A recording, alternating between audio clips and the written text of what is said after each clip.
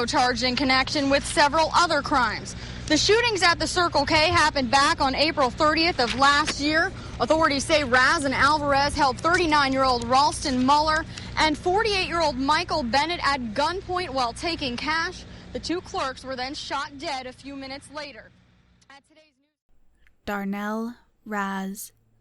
There is no justification for killing, but it can be more infuriating when it comes to senseless killing. There is absolutely no reason for anyone to lose their life over someone else's temperamental nature, other people's mistakes, or violent nature.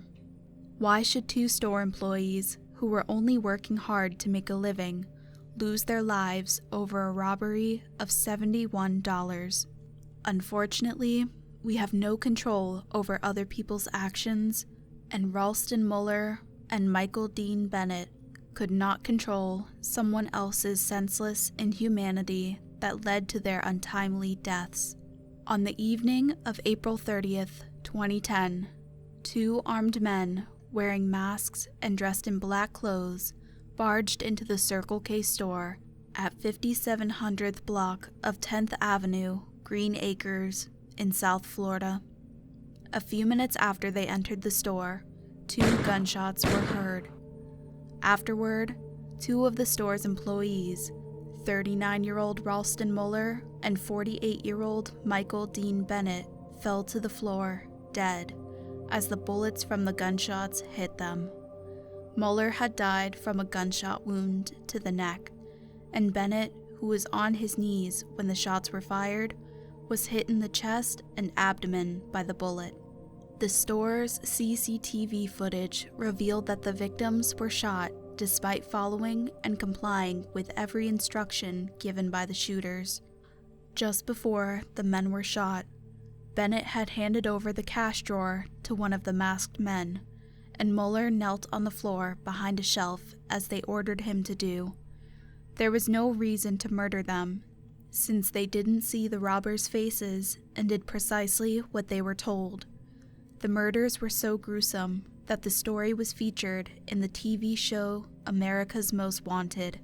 Muller had moved to the United States from Nicaragua 20 years before tragically losing his life. Back in Nicaragua, he was a physical education trainer.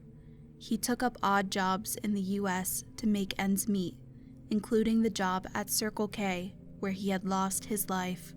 Amidst tears, a regular Circle K customer described Muller as a hard-working man who worked several jobs to provide for his family and would often dole out long, tight hugs anytime things got tough for customers, despite facing a lot of hardship himself.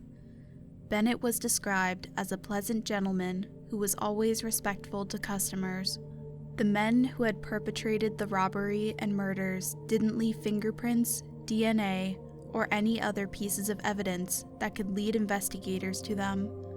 All the police had was CCTV footage that captured the men entering the store, each holding a gun and rifle. A detective would later claim that he could determine from the footage that one of the men was a light-skinned Hispanic male or white male, and the other was dark-skinned. However, shadows of doubt have been cast on his claim, and it has since been refuted by different quarters. While the family of the victims suffered silently from the death of their loved ones, they also had to live with the painful fact that the police had no clues or leads on the killers. 8 days after the incident, on the 8th of May, another incident occurred, leading them to one of the murderers and shedding more light on the events of April 30th at the Circle K store. On this day, 27-year-old Patricio Tapia Barrios was accosted just before midnight by two unmasked men at the intersection of Sherwood Forest Boulevard and Melaleuca. He willingly gave up his wallet to the men, but this was not enough, as one of the men shot him in the abdomen before fleeing, leaving him for dead. Luckily for the victim, a passerby contacted the police, so he was rushed to the hospital quickly. He survived the ordeal and positively identified the individual who had shot him in a photo lineup provided by the police. Surprisingly, the individual who had been singled out as the perpetrator of such a violent crime was a 17-year-old boy named Darnell Razz. Following a ballistic test, it was determined that the bullets used in the shooting matched the ones shot at the victims in the Circle K store. Finally, a lead for police to follow. Police immediately swung into action to arrest this cold-blooded killer, but their effort proved abortive. Ultimately, 12 days after the Circle K murders, an officer patrolling a neighborhood noticed that Razz was the driver of a car parked in front of an apartment complex. Immediately, Razz saw the officer approaching him.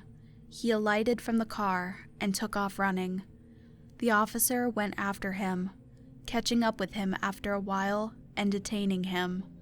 However, the officer didn't know that Razz had tossed a gun, possibly evidence, into a lake nearby before he was apprehended. Fortunately, a witness revealed to the police that she saw someone who matched Razz's description toss something that looked like a gun into the lake while he was being chased. She wasn't sure it was a gun, but it was worth reporting. Police scoured the lake for this item, and about a month later, they found a handgun in the lake. Ballistic tests confirmed that the gun retrieved from the lake was one of the guns used in the Circle K robberies. It wasn't the one that was used in the murders, but a bullet from it was lodged in the ceiling of the Circle K store. Foregrounding this fact, a prisoner revealed to police that he had sold Razz a handgun and a long gun shortly before the store was robbed. This testimony tallied what was seen on the CCTV footage, as one carried a handgun and the other a long gun. The long gun that this individual claimed was bought from him was never found. With the help of a witness, Marshalla Garland, the identity of Razz's accomplice was revealed. It was a man named Robert Alvarez. With the mountain of evidence against Razz and Alvarez, police charged them with the robbery and murders. The men were charged with 2 counts of first-degree murder and armed robbery while masked for the crimes perpetrated at the Circle K store. In addition, Razz was charged with attempted second-degree murder and robbery with a firearm for the robbery committed on May 8th. During the trial for the murders, Marshalla Garland testified that Alvarez, the other accomplice to the murders, had contacted her that he needed a ride at 10 p.m. that same day, which she agreed to. She picked him up from an apartment complex located near the Circle K store. He was dressed in black and had a backpack. His choice of dressing and the backpack made Garland uneasy, but she convinced herself that she was just paranoid. Alvarez then instructed her to pick up his friend from another apartment complex. This friend was Darnell Razz. She then drove them to the parking lot of a recreation center just behind the Circle K store. Both men alighted from her car and proceeded into the store at 11 p.m., as proven by the CCTV footage. However, Garland claimed she didn't see the direction they went in because everywhere was dark at the time. Immediately after they left, she played loud music in the car, preventing her from hearing the loud gunshots. A few minutes after, they rushed back into the car and ordered her to hurry up and drive them out of the place. She claimed that this was when she noticed Razz carrying a long gun, which she didn't see earlier when they left the car. This long gun was the second gun the prisoner had claimed he sold to Razz, and which was never found by investigators. The prosecution believed that Alvarez had hit an employee emptying the cash drawer for them over the head with the handgun, and it discharged with the bullet hitting a Marlboro cigarettes advertising sign before retreating and getting lodged in the ceiling. It's unsure what set off Razz, Maybe he was angry about getting only $71 at the store, or the gun discharge frightened him, but he shot at the victims unprovoked. He was not even active in the robbery, as he merely guarded the door of the store. With precision, he shot each of the employees, killing them instantly. In 2012, Darnell, Razz, and Robert Alvarez were indicted for all charges by a jury and were sentenced to life imprisonment by a judge. However, a court of appeal in West Palm Beach reversed the jury's conviction and ordered a new trial be held because of an error in a detective's testimony during the initial trial. The detective testified that after watching the surveillance video of the murders about 75 times, he was able to determine the masked robbers, who had gloves and black clothing, were a light-skinned Hispanic male, or a white male and a dark-skinned male. The judge ruled that it was impossible to have determined the individual skin color from the video, and the detective should not have been allowed to give such testimony.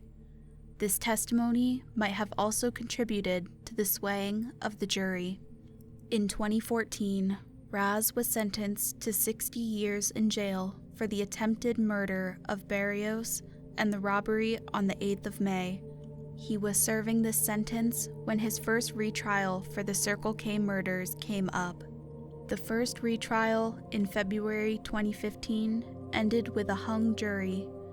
Another retrial was held in June of that same year, and he was convicted of all charges after 4 hours of deliberation. The sentencing was scheduled for October of 2015. During the sentencing, the defense argued that Razz should be given a 40-year sentence since he was yet to turn 18 when he committed the murders. This argument stemmed from the U.S. Supreme Court ruling back in 2012 that life without parole for juveniles is unconstitutional, and they should always have an opportunity to review their sentencing after 20 years have been served. The prosecution, Assistant State Attorney Slater, argued that this limitation could be set aside when the juvenile had committed other crimes. Remember that Razz had been convicted of attempted murder and robbery, which he had perpetrated 8 days after the Circle K killings, and was sentenced to 60 years in jail for it. Slater hammered on a minor, killing 2 people and attempting to murder another before they turned 18, having no remorse about it and constantly smirking in court. Ultimately, he asserted that Razz could not undergo effective rehabilitation in jail and should never be allowed to mix with society again.